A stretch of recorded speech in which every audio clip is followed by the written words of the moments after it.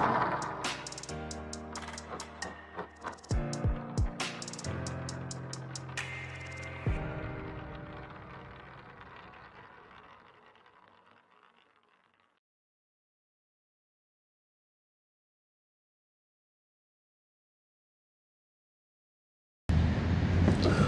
Friend, I am doctor Harshad Rawal, MD homeopaths, और मेरी channel में आपका स्वागत है।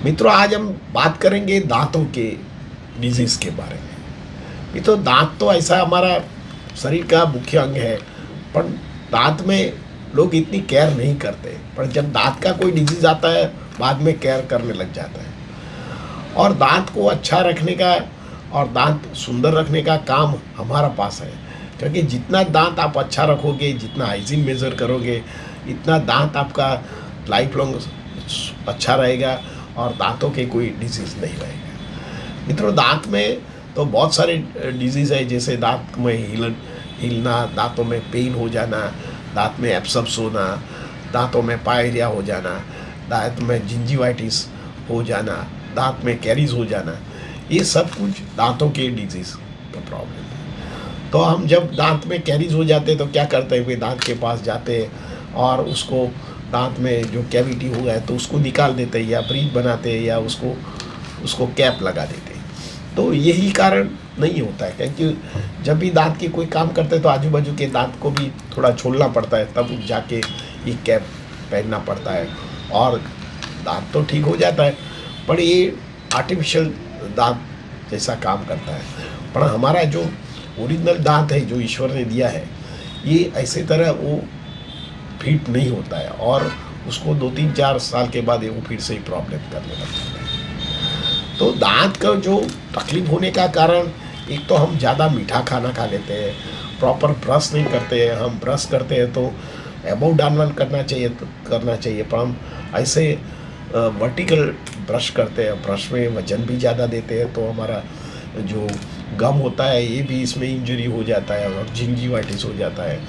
दांत में कैरीज होता है तो हमको मालूम नहीं पड़ता है, कई बार सेंसिटिव दांत हो जाता है, दांतों में कुछ लग जाता है, या कुछ मीठा खा लिया या ठंडा खा लिया फ्रिज में, तो तब इलेक्ट्रिक शॉक जैसा दांतों में तकलीफ रहती है। तो इसमें अलग अलग जो तकलीफ है, तो इसके लिए आपको एक तो डेंटल हाइजीन रखना चाहिए, हेल्दी खाना खाना चाहिए और चबा चबा के धीरे धीरे खाना खाना चाहिए। क्योंकि हम फास्ट खाना खा लेते हैं तो दांतों के ऊपर जो लेयर होता है, जिसे एनामीज बोलते हैं, तो ये घिस जाता है, तो कई बार दांत हॉरिजॉन्टल घिसने लग जाता है और लॉन्ग टर्म इसमें ब्लीडिंग या जिंजेवाइटिस या इन्फ्लेमेशन भी होने की संभावना रहती है। तो ये गले में उतरता है तो आपको फेरेंजाइटिस, लैरेंजाइटिस या टॉन्सिलाइटिस का भी शिकार हो सकते हैं, या क्रॉनिक कफ भी हो सकता है, या आपको कई बार ज़्यादातर उतरता है तो आपको inflammation in coronary artery insufficiency हो जाता है और एंजाइना का भी प्रॉब्लम हो सकता है। तो ये दांतों में पायरिया की वजह से सो मेनी कॉम्प्लिकेशंस होता है। तो हम स्टेप बाय स्टेप समझते हैं।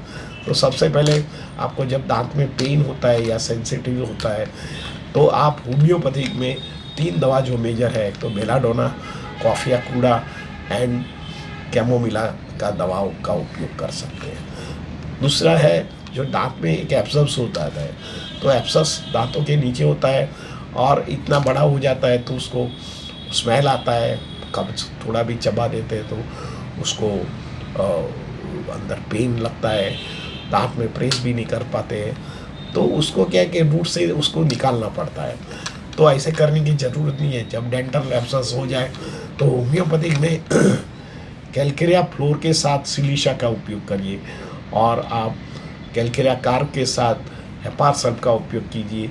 ये मिटना थोड़ा स्लो है, आपको 45 से 60 डेज तक ये दवा लेना चाहिए। साथ में प्लेंटेगो नाम की दवा है, मदर टिंचर, वो अप्लाइड करना चाहिए। दांतों को प्रॉपर हाइजीन करना चाहिए, ब्रश करना चाहिए, गर्म पानी पीना चाहिए, देन शुगर वाला फूड अवॉइड करना चाहिए। तीसरा नंबर का दवा है आपको जिंजिवाइटिस। कई बार दांतों के अंदर इन्फ्लेमेशन हो जाता है, दांत करने लगता है, पेन हो जाता है, तब आप होम्योपैथिक में सल्फर है, आर्निका है, हेपार सल्फ है एंड सिलिशा का उपयोग कर सकते हैं। 4th नंबर का है पायोरिया।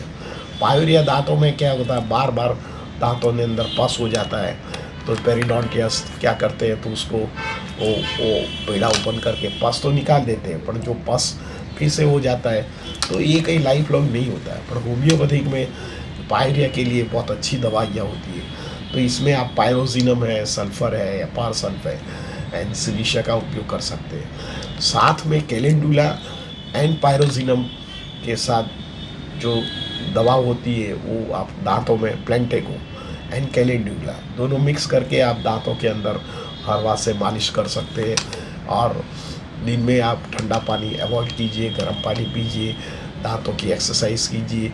योगा में सर्वांगासन एंड हलासन, ये दोनों को सर्वश्रेष्ठ आसन दांतों के लिए माना गया है। आप पिक्चर में सर्वांगासन एंड हलासन देखते हैं तो दांतों के जड़बा को एक फिजियोनॉमिकल प्रेशर आता है, तो दांत के जो आजू बाजू के नर्व एंडिंग होता है, proper oxygen and blood supply मिलता है, तो हमारा दांत मजबूत हो जाता है। तो ऐसे तरह आप कई दांत को केयर कर सकते हैं। मित्रों, होम्योपैथी के दांतों के लिए बहुत अच्छी दवाइयाँ है, तो आप ज़रूर ट्राई कीजिए। कई बार दांतों में ख़राब स्मेल आता है, बैड स्मेल आता है, तो आप होम्योपैथिक में सल्फर, पायरोजिनम एंड रस्टॉक का उपयोग कर सकते हैं, तो दांतों के मसल्स का पेड़ा भी मजबूत हो जाता है। और इसमें जो बैड स्मेल है, परू है, या अंदर कोई कैरीज आई है, तो उसको धीरे धीरे खराब वो निकाल देता है कीड़े को, और फिर से दांत उसकी मूल स्थिति में आता है और दांत मजबूत हो जाता है, और 100 साल तक दांत मजबूत रहता है। तो आप जरूर होम्योपैथिक दवा अपनाइए। मित्रों, मेरा ये वीडियो कैसा लगा, अच्छा लगता है तो लाइक कर दीजिए, शेयर कर दीजिए। धन्यवाद, थैंक यू वेरी मच।